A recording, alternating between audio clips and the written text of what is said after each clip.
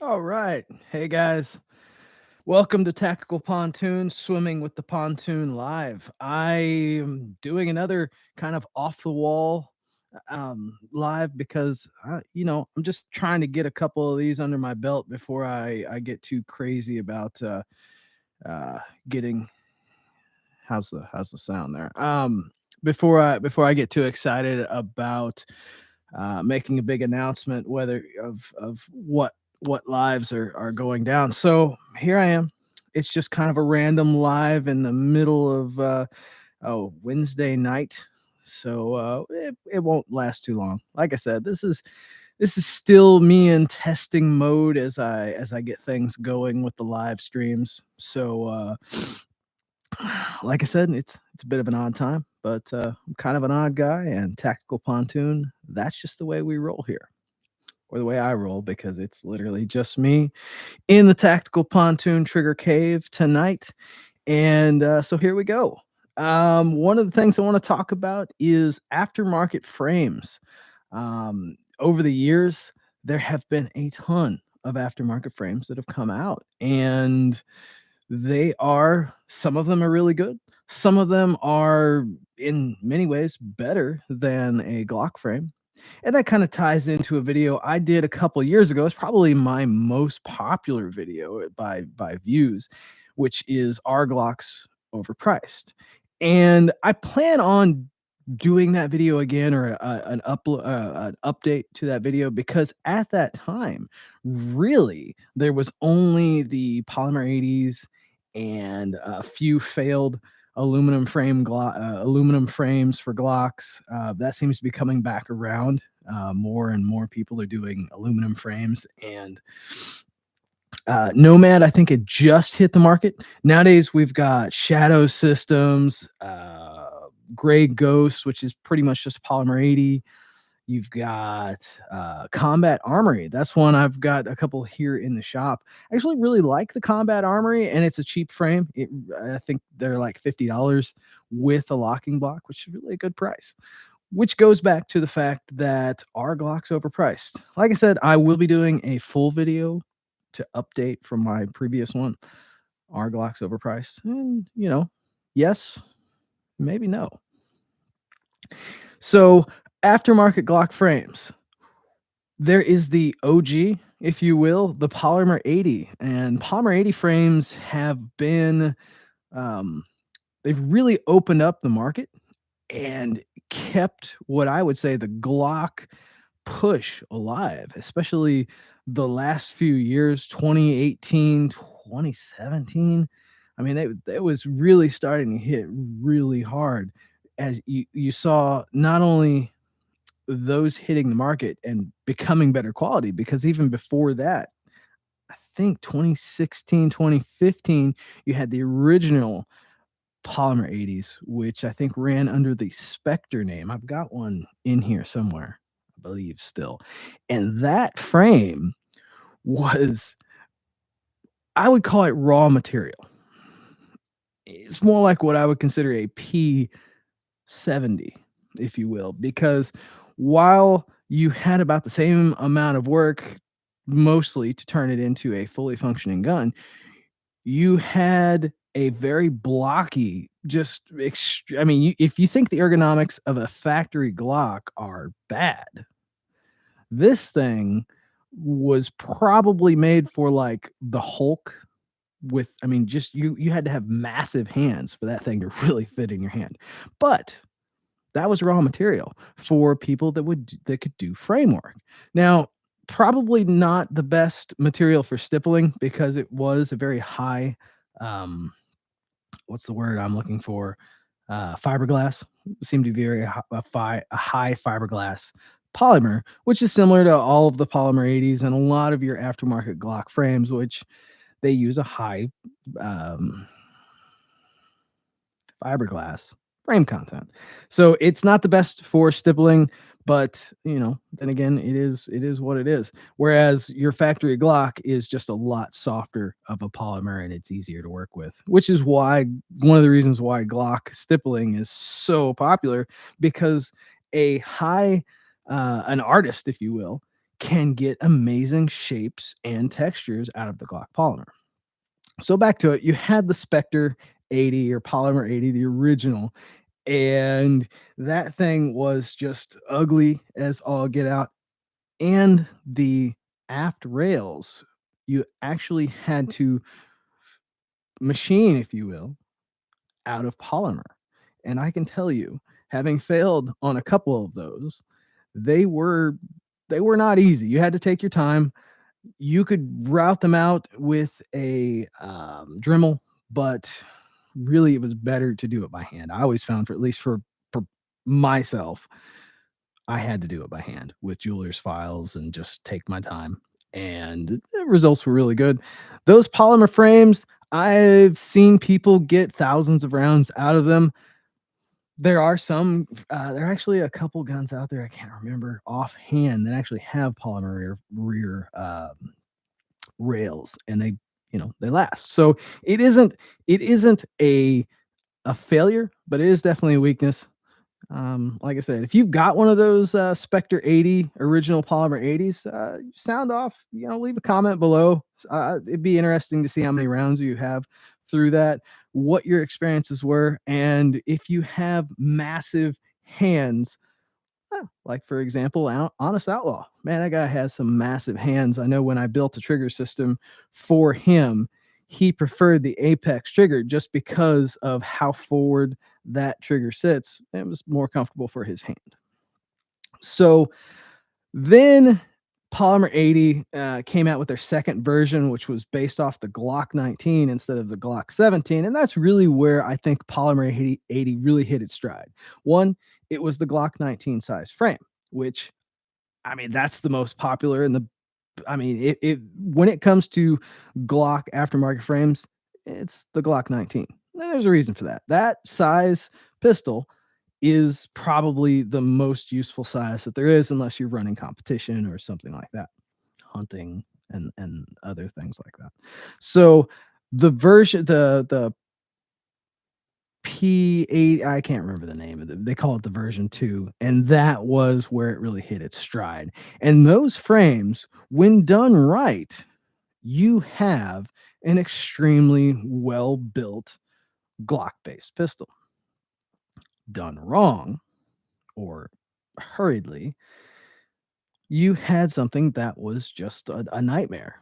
Now, Polymer 80 had or has, I really haven't dealt with them here recently, a very good warranty process. I know many people that mess their frames up, and Polymer 80 just had them cut them in half and they would send them a new one, probably due to the fact that the reality is those frames are cheap.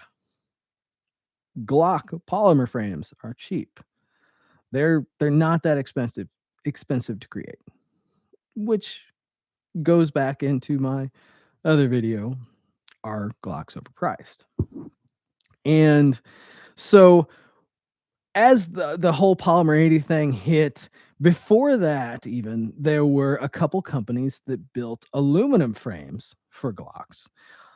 I can't remember some of those older ones offhand. They were well intentioned, but because the Glock market really had not hit at that time, like, they were popular and people built Glocks, but there was no craze for it. And I really feel like the Polymer 80 craze, at least from my point of view, when I really come into the picture and things I've seen, that's really where you saw just like peak Glock accessories hit. So before that time, with these other aluminum frames of various qualities, some of them had better qualities than others, and it's not exactly an easy thing to create a pistol frame from polymer to aluminum, or just plain create a pistol frame that works.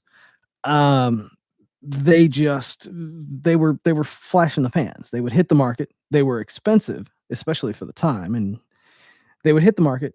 They would last for a year or two, or they would have extremely long lead times. And I think very few actually made it, as in actually had in products, and they only they're like hen's teeth, if you will. They're not out there. So, like I said, then the polymer 80 thing hit. It was a massive, massive, just I know for myself, I built a lot of triggers for polymer 80s more than anything else. Because I would break it down to from polymer 80 to generation 3 and generation 4, just because I do different things for the polymer 80s, even though it is still a generation 3 base. I do a few things that are different for the polymer 80s. One of the things, especially when it comes to systems like the Leonidas, the polymer 80 frame has a larger trigger guard, which means, for one thing, that that trigger is actually has more space before it snugs up, like the trigger safety snugs up against the frame in the trigger guard.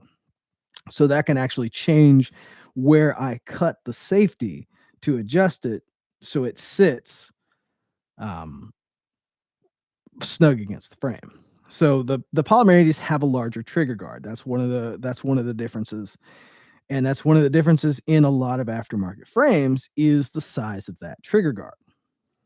So with the polymer 80, like I said, that's a success. Polymer 80s are a success, obviously, even though there were a lot of people that had failures building polymer 80s, and we can go through that another time. Uh, some funny stories of people that one of the things I've always said, and I know I'm supposed to be talking about aftermarket Glock frames, but we kind of get on the polymer 80 thing. And obviously, with as many polymer 80s as were sold and were built, I've got a lot of experience dealing with customer experiences with those. And so if there's a tangent, I'll probably go on it with the polymer 80s. People had no experience with a Glock and would jump into a polymer 80, which meant they didn't know how a Glock actually runs,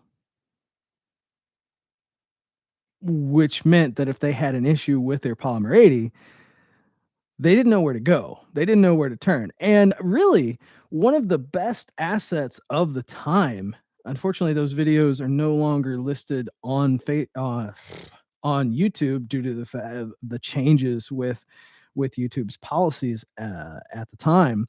But I believe he's uploading them on his own servers. That would be Jonathan at Tactical Toolbox. He spent a lot of time and he built a ton of polymer 80s in their heyday. And he had some excellent and has excellent tips, because there are not only nuances from a Glock perspective, but nuances for those polymer 80s. He spent the time, he dug through it, and he created some really good videos how to build those polymer 80s quickly, easily, and reliably. So Jonathan's videos actually are one of the inspirations to my own Tactical Pontoon channel. Um, One of the reasons why I started really looking into triggers were videos like his and the polymer 80 craze.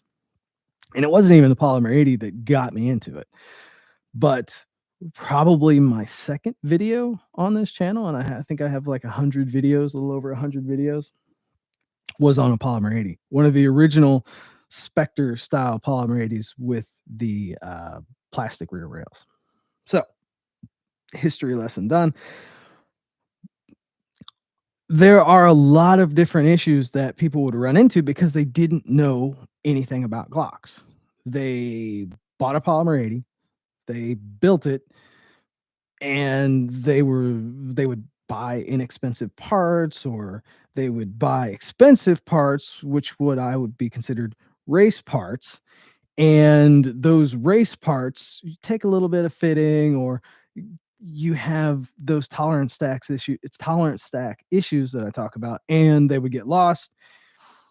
that have issues with their polymer 80 and not know how exactly a Glock works because they never had one.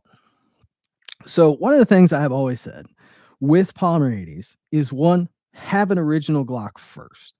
That way you have a Chinese blueprint, if you will, to verify from. Have a factory Glock, one that is literally factory. Or the second best thing, if you don't do that, that would be having a polymer 80 where you build with factory Glock parts.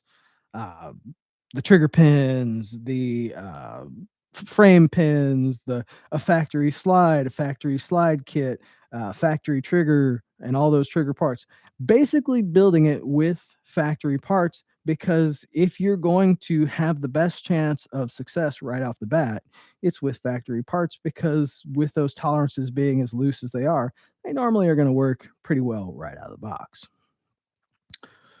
So, with the polymer 80s and all the different issues people had and the different training that I got because of the different tolerance stacks and the weird ways that maybe somebody might drill their holes or wherever they got their slide. I definitely learned a lot from the woes of the polymer 80, and I think I'm going to do an actual video on just that. Not so much on tips and tricks for the polymer 80 because the reality is I only built a couple polymer 80s and it was never something that I extremely got into. Maybe it's because I'm lazy, I don't know, but the polymer 80 just never never really fit my hand really well. And then seeing people stipple them and the results were never all that great. They were never as clean as a Glock. I just just never got into it. But like I said, built right, a polymer 80 is an extremely well built gun. So especially like I said, the version 2, the older ones with the polymer rear rails, which you'll probably never see again. Uh, you know, built right, they can still run, but they're definitely not something I would want to rely on. And, you know, daily carry, but as big as those were, you definitely were not going to daily carry those unless you were like the Hulk. So that's pretty much a good enough rant on the Polymer 80 aftermarket frame. And like I said, there's so many of them out there that it justifies a good amount of talking. The next aftermarket frame is what I would consider the next OG, even though they've not been out forever. But that would be the Nomad defense frame. Now, that Glock 19, it's a Glock 19 size frame. They actually last year, or was it earlier this year?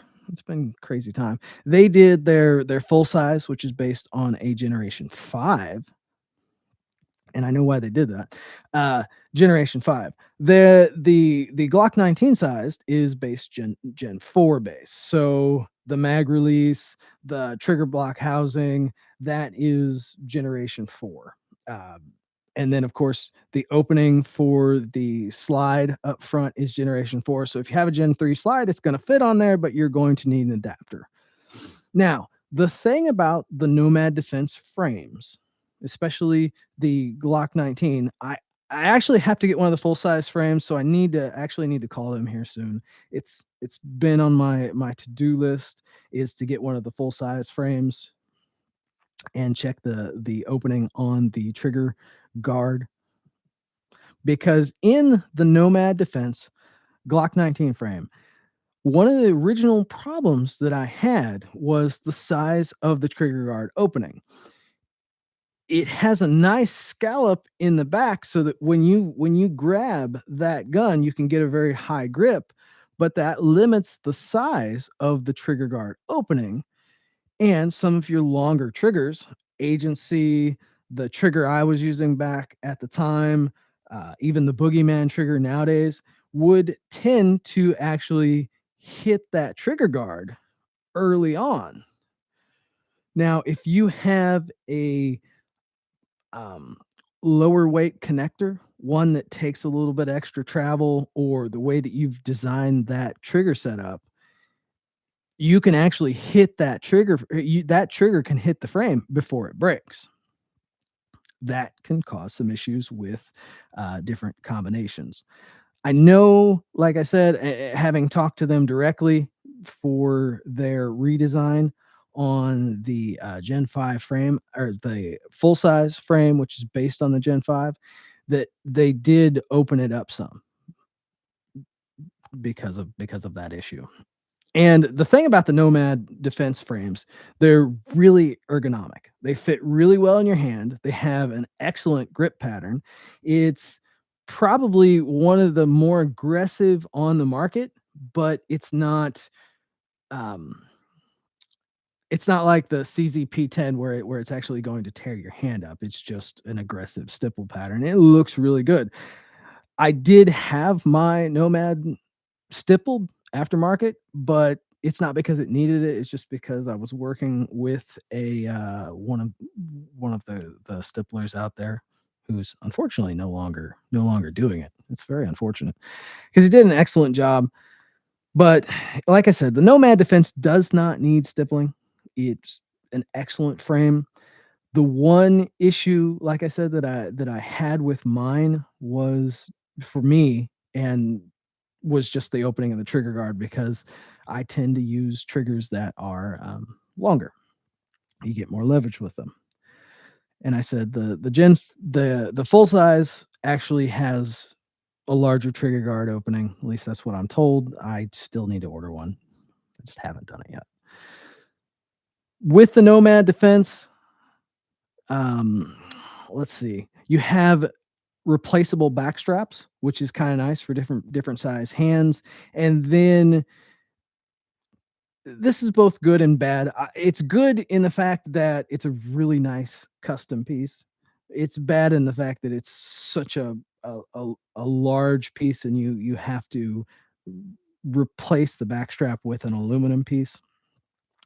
Nomad's magwell is a it's a really nice magwell, an aluminum magwell, but it actually connects with a replacement backstrap made of aluminum, which is really nice. Like I said, it is a really nice piece, but that's kind of a weird thing in the fact that you can't just replace it with something else, and it kind of limits the full customization of your gun to your liking, especially if you have an odd size hand. But I guess at that point you could take a Dremel to it and adjust it that way.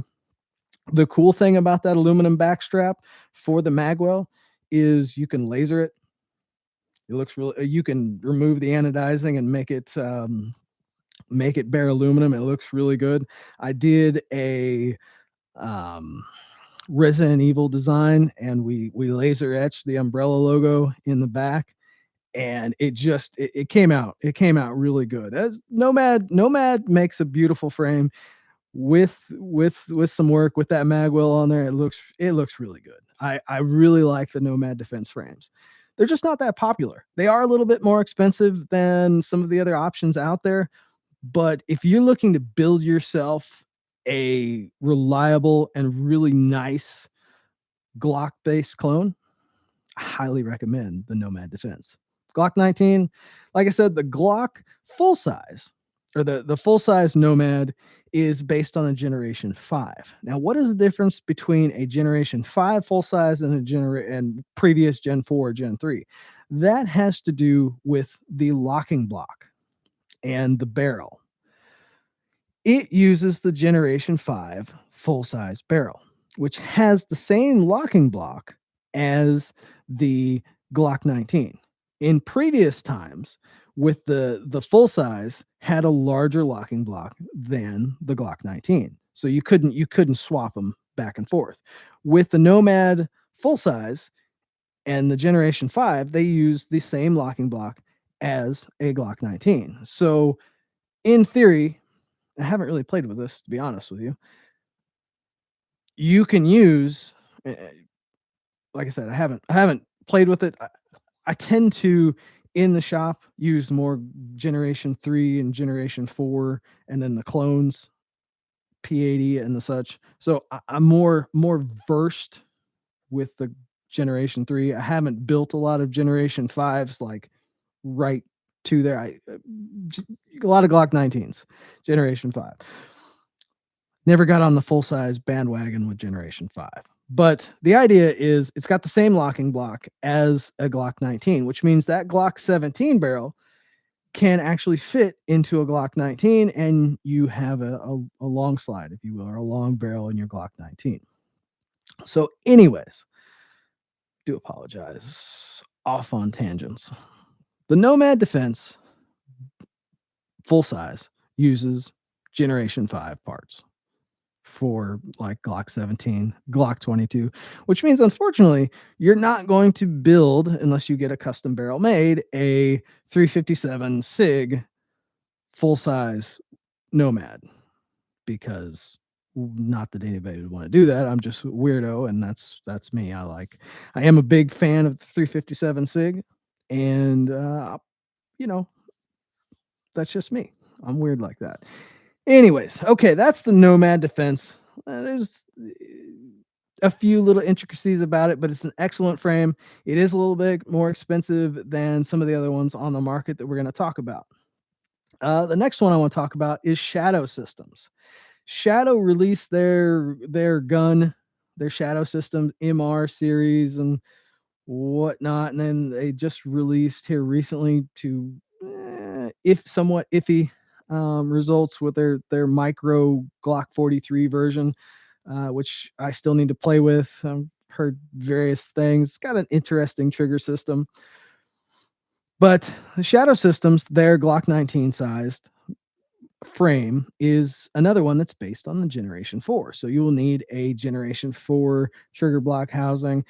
I've had a couple in the shop here and there over time.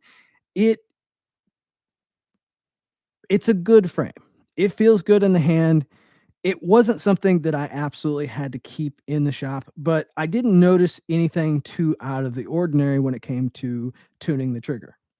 It seems like a good frame. It has trigger a trigger guard opening, and you're like, why do you keep talking about the trigger guard opening? The reason why is because I'm a trigger guy.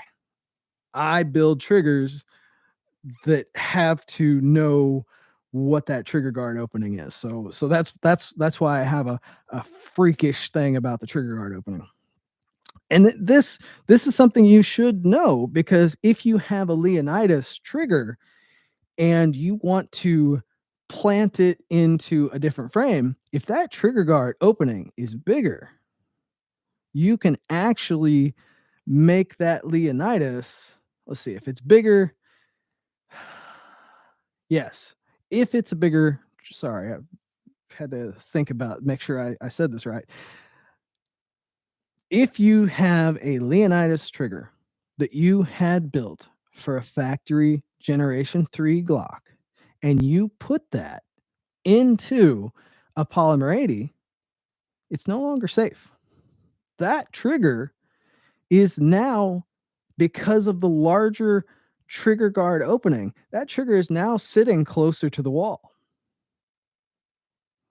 and closer to the trigger guard. That trigger safety is custom tuned for the size of the trigger guard opening for a Generation 3, which is smaller, and it's going to sit farther forward.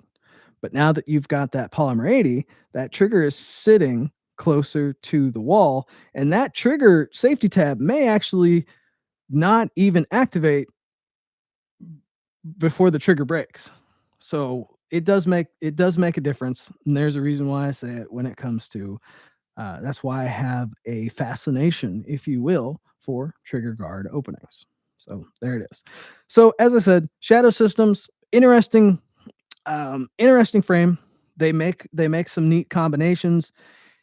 It wasn't something that blew me away to where I had to have my own version. So when I need a Shadow Systems, I get one for testing and that sort of thing, but it's not something I keep and have to have. They're nice. I've built a lot of triggers for them. They're factory triggers. are kind of heavy. The shoe design isn't bad, um, but the components that they used for the trigger system is kind of iffy. Some people have had failures after so many thousand. I mean, you can have failures with anything after, 2 rounds, if you will. But the Shadow systems have had kind of an iffy track record with their cruciforms breaking over time. And a lot of people say they are just a really heavy trigger, and they are kind of heavy due to the components that they used. As for the, like I said, as for their Glock 43 clone, haven't got one in the shop yet, but there have been a lot of iffy reviews on them, certain issues, and I guess Shadow says that there's a break-in period of like 1,000 rounds or 500 rounds.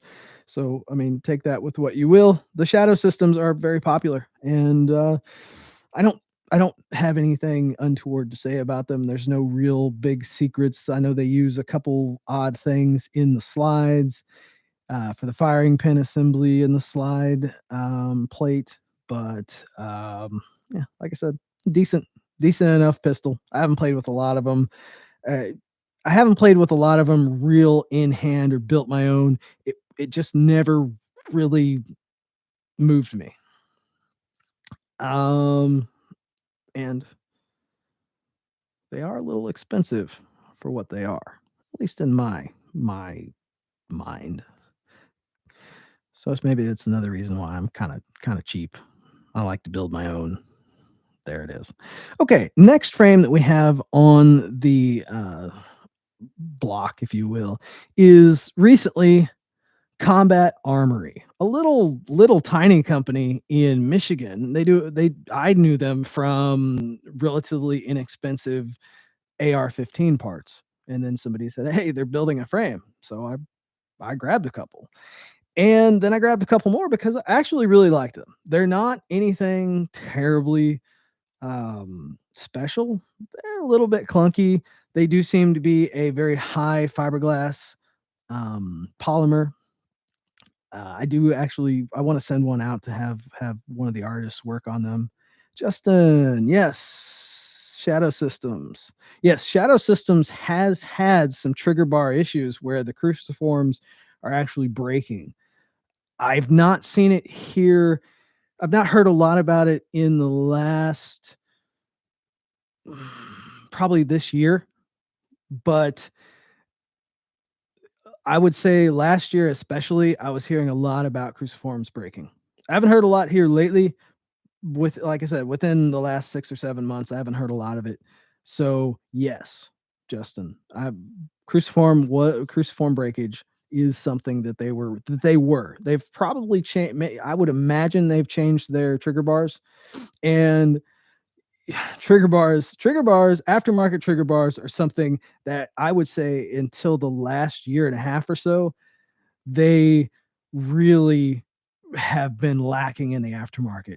Nowadays, aftermarket trigger bars have been pretty nice. And I use, depending on the system, I use some aftermarket trigger bars with some really good results, really good results. So that being said, I would imagine they've changed their trigger bars.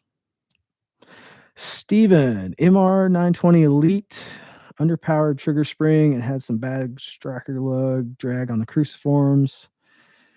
Yeah, like I said, the Shadow systems are nice pistols, but I think Shadow kind of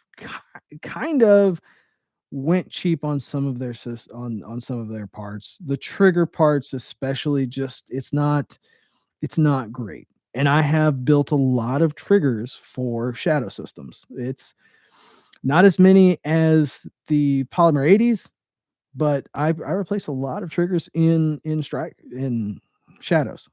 A lot of in Shadows and a lot of OZ9s, which I guess we could talk about those. I've played with a couple. It's a neat idea. It's a really neat idea, and when you tune that trigger, it feels really amazing. And it's just a funky looking frame. But I'm going to go back to the Combat Armory before I get off on that tangent. I've spent 34 minutes already just kind of rattling off. But The Combat Armory frame, they were like $50. I think they just for about a month they were out of stock, but they recently came back into stock, which would be the Combat Armory. Little company, like I said, I knew them for if I wanted to throw together an inexpensive AR upper, I would actually go to them. They had, three we're talking 2018, 2019. They had, unassembled AR upper kits for like $200. So if I was just wanting to build something I could just go blast in the field, I would build one from Combat Armory. I like cheap stuff. I'm not gonna lie. I like nice stuff, but I do like cheap stuff. So that's how I knew Combat Armory. And when I found out they had a frame, I figured, well, let's take a look at it. It's a little chunky in some ways, but I really, I really like the way that the rails sit lower, more towards the frame than even a factory, so you can build a really tight gun. The metal that they used in the rails doesn't seem to be the absolute best, so it is an inexpensive frame. I've not had one break on me or anything like that, and I don't see it actually breaking, but uh, it's not a high quality rail. Or you can polish those rails out, but they still had a few little pits in them that I just wasn't comfortable taking down any farther. But when the gun was done, it just felt amazing. That slide would rack really easily. When I adjusted the cruciform, everything sat really nice and tight to the frame, and I adjusted that thing where, I mean, you could put you could put a magazine in the gun, and the slide just I mean, almost no movement whatsoever. And if you know anything about or watched any of my videos when it comes to dry firing or adjusting triggers, always put a magazine with a snap cap in, because depending on the tolerances, and most of them have fairly loose tolerances, that frame is going to lift up 5 or 10 thousandths, and that's going to change the tune of your trigger and the way that it breaks. Let me catch up on chat. Combat Armory, 75% off sales. Yeah, I don't think they're having a closing their doors, or at least, I mean, they are in Michigan, which is kind of a communist state at this point. So I don't know. I'll have to check into that. I did do a build with one of their AR-15 uppers here recently. It actually wasn't bad. It was one of the instead of a forged, it was a billet. Not too bad. Like I said, it's not high. It's not high end. It's something if you're building a beater.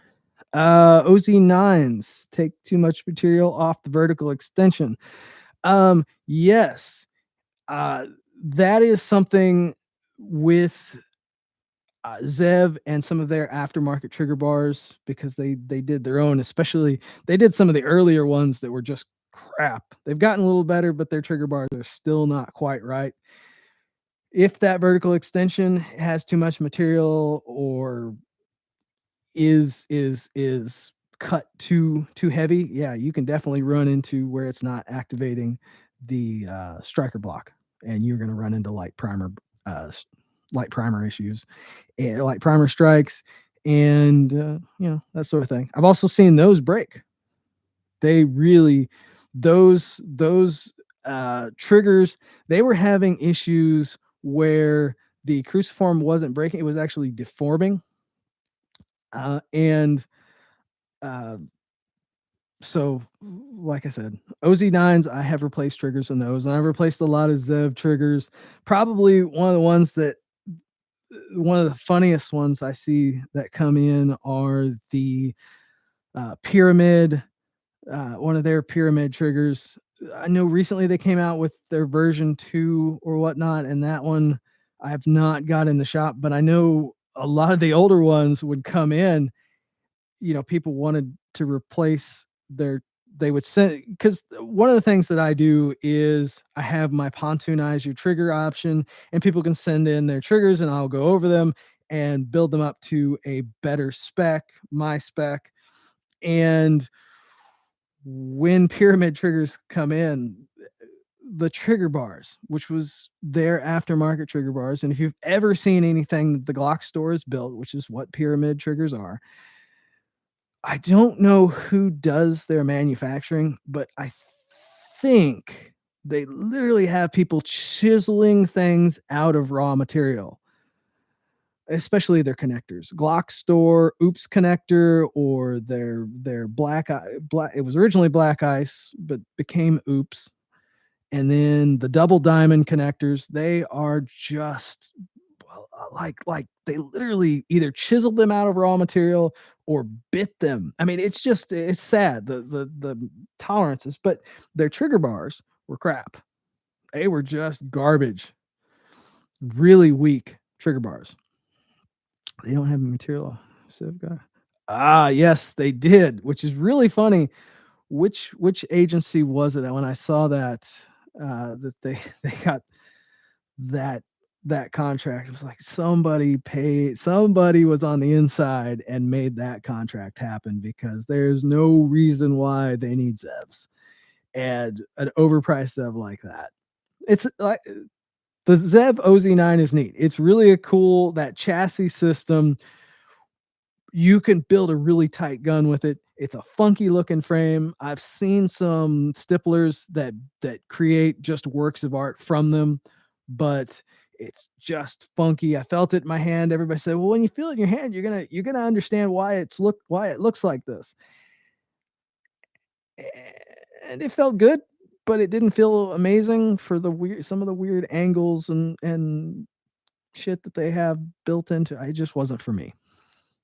But I do want to get one and have one stippled, my own personal, that I can use for on display when I go to gun shows and that sort of thing. But it's again, it's not one of those things that I absolutely have to have. I still like my polymer frames. I'm just weird like that. Uh, Guarded with OC9s now. Yeah, yeah, it was nuclear. Yeah, I don't know about all that. I mean, I guess give him some HKs. Let's go back. Not the VP9. Not the VP9. It's a neat gun. I built a trigger for it. I like the VP9, but that is a very complicated gun. Give me USPs. I love my USP. That is a that's a tank of a gun. So anyways, let me get back on track. Combat Armory, it's an excellent frame for like $50. You can get them shipped to your local FFL. You can throw parts in it. The Generation 3. I haven't found anything that's terribly crazy about them. Some magwells fit them, some don't. Uh, Glock based magwells fit them, some of them don't. Not Terran. The Steel City Arsenal does not fit, and I know that.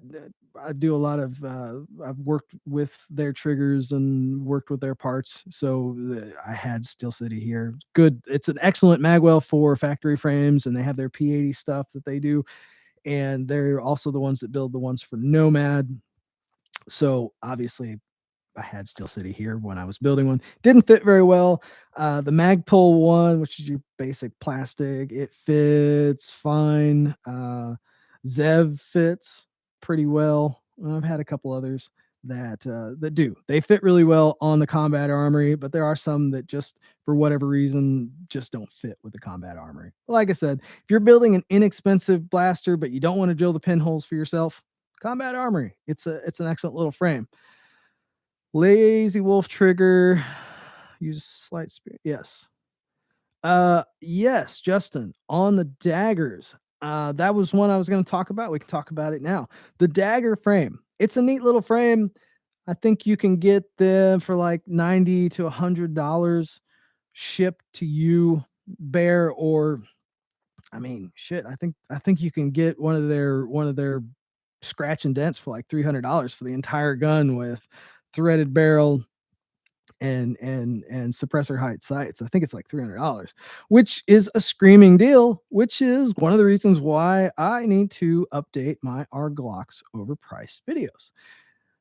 Now, The dagger frame I like. It's very ergonomic. It is probably as ergonomic as you are going to get from a frame that you've not touched. It's probably more ergonomic than the Nomad frame. The Nomad frame is better in many aspects because of one major thing that I really don't like about the Nomad frames and why I really don't recommend the dagger. Sorry, the dagger. Yes, you got it, Steven. The roll pins.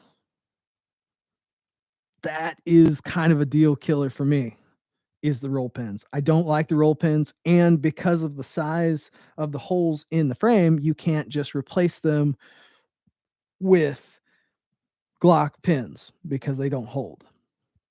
And really, I get it. The PSA basically built the dagger to be a gun that you just buy and you shoot. I get that.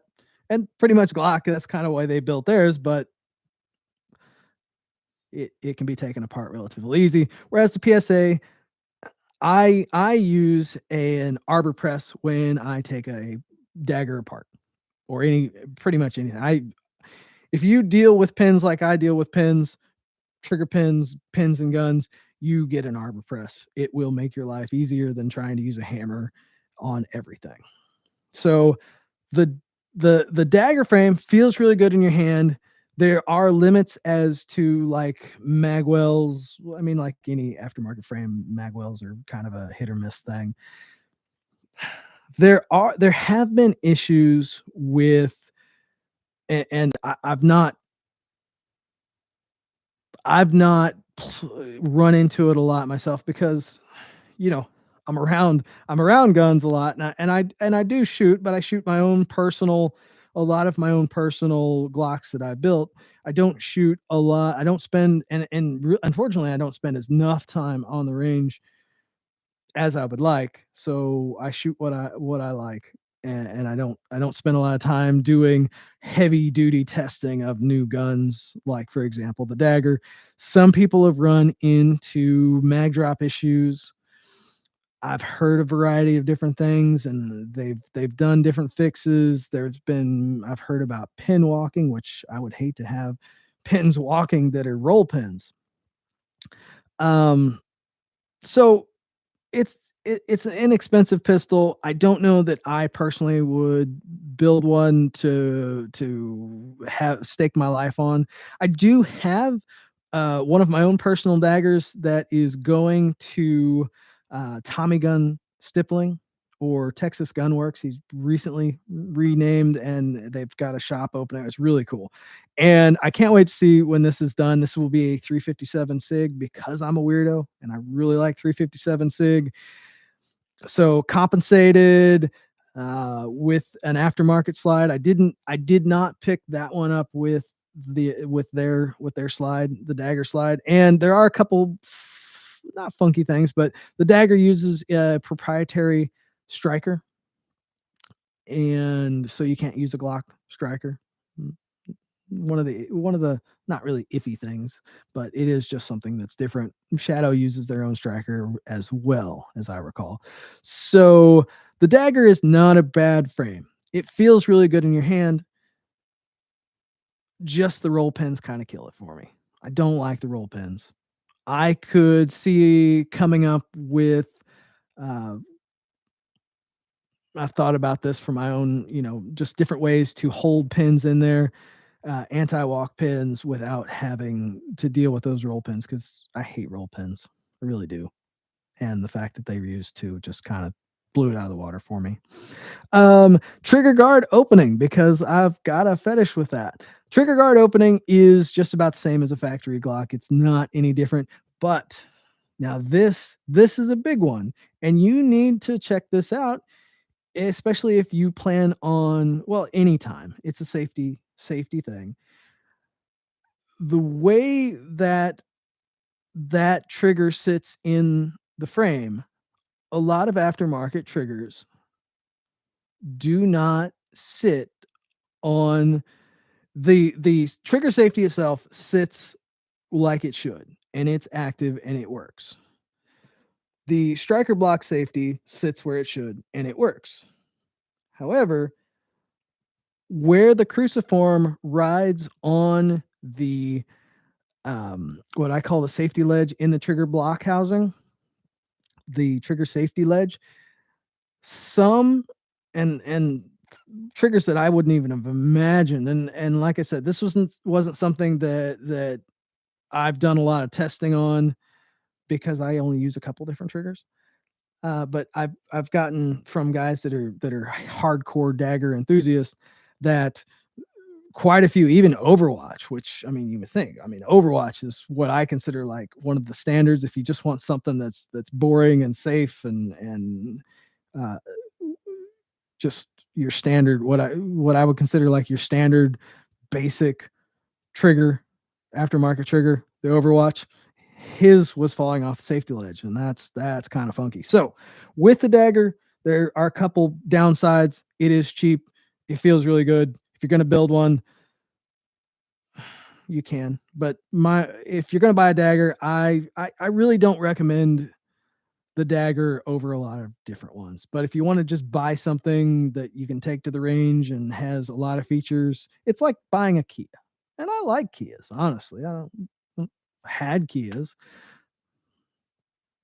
but it's one of those things you buy it to use it, take it to the range. It's got a lot of options for a relatively low price. The dagger. It feels good. It's a happy. Um yes, Overwatch, Apex.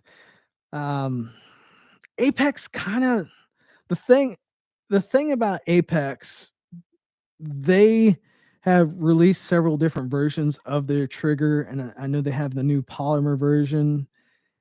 Um, and then they did the poly where they used to be just a little aluminum blade for their safety. And I actually started out modifying Apex because when I was in my trigger journey, the Apex was my favorite out of all of the different ones I tried. I think just because it felt better to me. I think because of the way that trigger sat farther forward in the trigger guard housing, and it felt like I was getting better activation with it.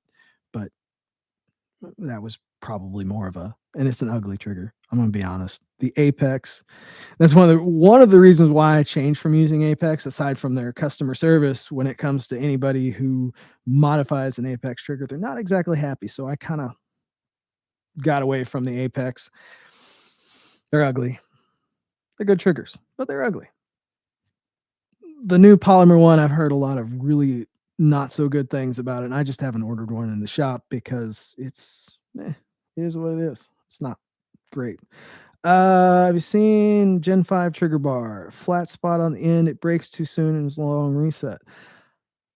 No. I know that they had just created one, and I know they had their recall of the Glock 43 triggers that they had an aftermarket trigger bar on, and kind of have an idea as to why they recalled those.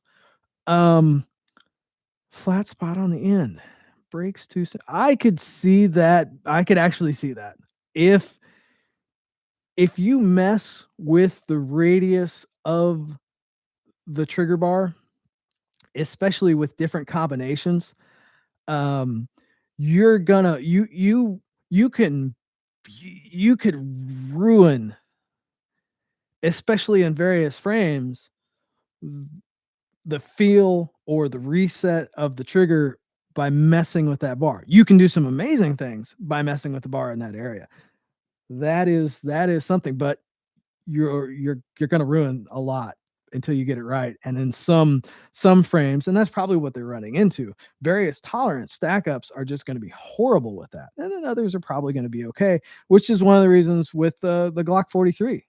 They That's why they're having reasons. Some I'm sure it ran great in. I know it ran great in, but others it didn't, or it would have intermittent failures. It is a thing. That is an extremely important part of the trigger bar that I have seen companies mess up on. They're a lot of times they're having dealt with different people in different companies when they were designing trigger bars of their own. Um, The cruciform is a failure point that they would often mess up on or have issues with getting all of that geometry right. But an equally as important part of the trigger bar, and this I'm going to go on a tangent because it's a live stream and I don't exactly have to fit it into one little thing. Um,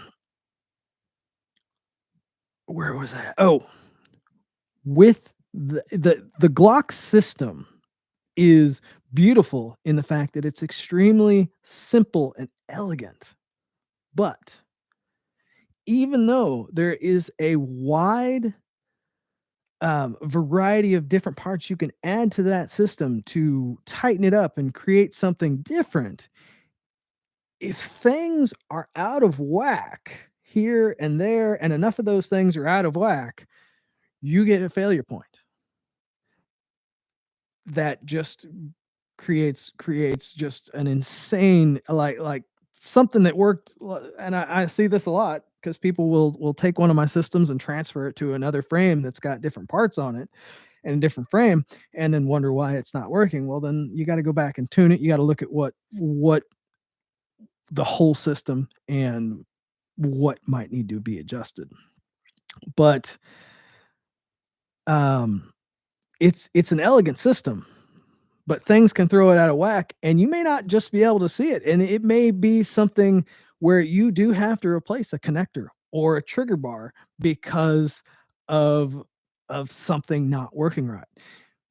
With aftermarket trigger bars, they all are a little bit different, and they're all a little bit, even though they try to follow the spec of the factory bar as close as possible, except for Apex, which I really need to see. I'm going to order one in. I got to take a look at that. Because Generation 5 bars are almost impossible to find. I have a little, well, they were very hard to find. I actually have some, and I have what I use in a lot of my triggers. Um, but Glock 43, that's why they ran into their issues with the Glock 43, is because those trigger bars are extremely hard to find, and it's a very popular little gun, the Glock 43, the 43X, and the 48. So I can see why they were in a scramble to get some, and I know that they worked really well in some combinations, not so much in others, just because it's a system. And even though it looks relatively simple, it is there are nuances, and with all of the different tolerances and all of the different stack ups that people do when they build these things, it can be quite a nightmare. And I've been through some, well, that's probably why I don't have hair, is because there have been times when I thought I knew everything.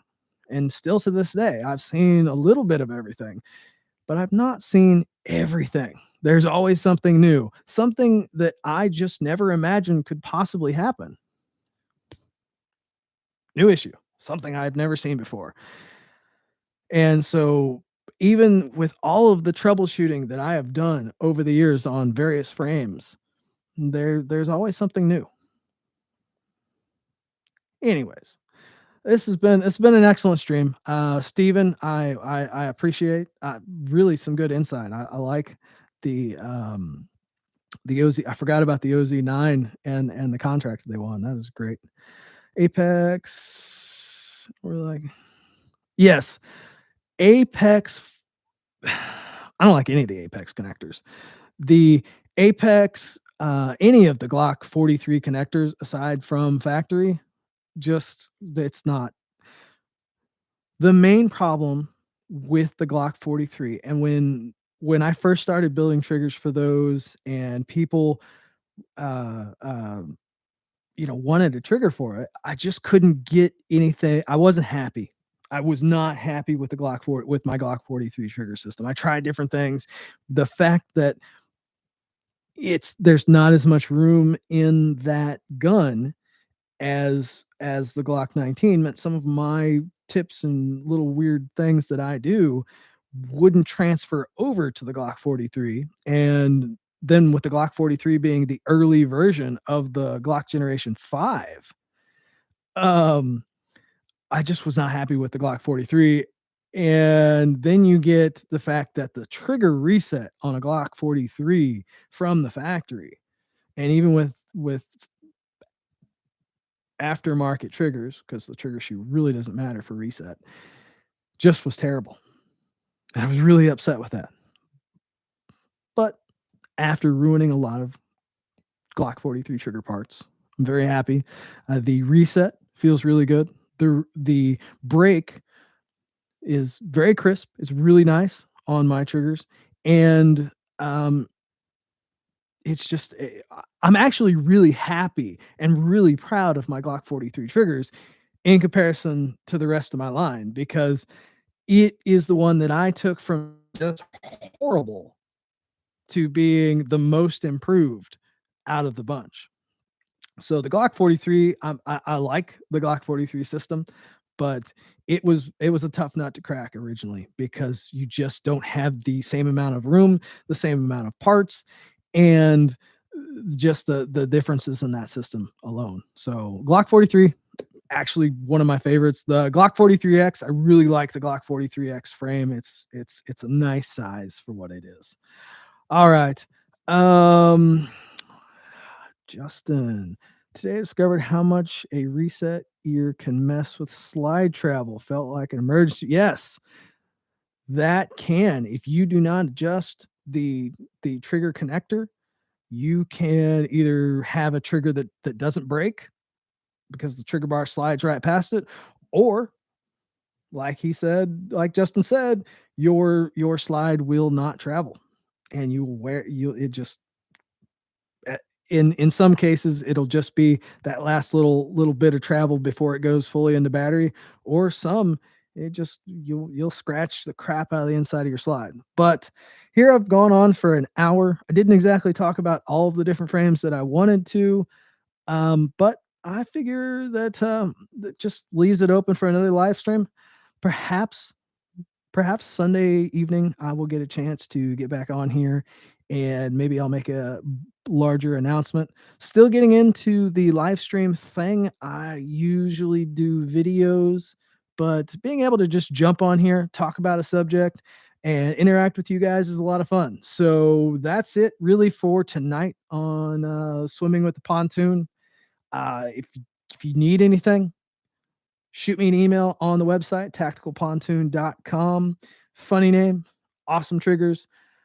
If you don't know about the name, I'll have to do that again on a live stream or do an actual video for how I got such a funky name. So as it is, I appreciate everybody who stopped by, listened to me ramble for a little bit, hear a lot of my uh, and stammers and such. But I appreciate it. I hope you guys learned something, and I hope from the last video, the trigger tuning, you guys got a chance to play with that, or have learn a few things. Again, that's what it's all about: learning some things and just getting a chance to talk. So as it is, I'll catch you next time, hopefully Sunday. We'll see how it goes. I've got a lot of different things going on, but we'll see. Thank you guys. We'll catch you next time.